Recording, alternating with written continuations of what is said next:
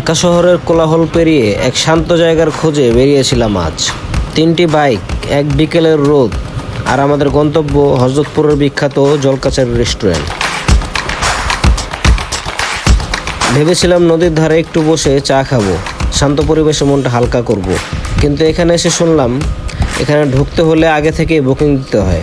অবাক হলাম, তবে থেমে গেলাম না, কারণ বাইরের দৃশ্যটাই যেন ভেতরের চেয়ে সুন্দর।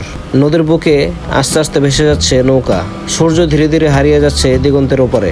সত্যি বলতে কি, কখনো কখনো জায়গার ভেতরে নয়, সৌন্দর্যটা থাকে বাইরে থেকেই, শুধু চোখে দেখতে হয়। এই জলকাচারি রেস্টুরেন্টের নাম অনেক আগে থেকেই শুনেছিলাম, তাই ভাবলাম দেখে আসি গিয়ে। কিন্তু এখানে যে বুকিং করে আসতে হয় তা জানতাম না। আপনারা এখানে আসলে অবশ্যই বুকিং দিয়ে আসবেন। মানে ওনাদের একটি খাবারের প্যাকেজ রয়েছে 2200 টাকার মতো। ওই খাবারের প্যাকেজটা অর্ডার করে আসলেই চলবে।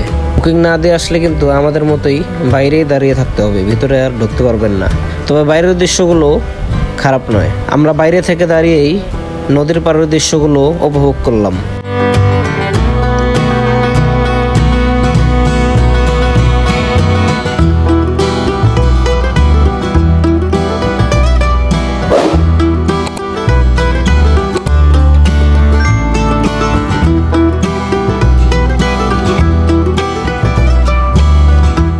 নদীর মাঝখান দিয়ে নৌকো আস্তে আস্তে ভেসে যাচ্ছে, সূর্য ডুবে যাচ্ছে ধীরে ধীরে, আকাশটা লালচে হয়ে উঠছে।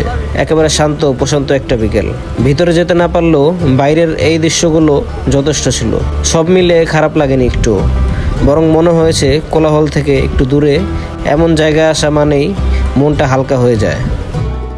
আজকের মিনি ব্লগটি ছিল এই অবধি। ভালো লাগলে চ্যানেলটি সাবস্ক্রাইব করে আমাদের পাশে থাকবেন। দেখা হচ্ছে পরবর্তী কোনো এক ভিডিওতে। আল্লাহ হাফেজ।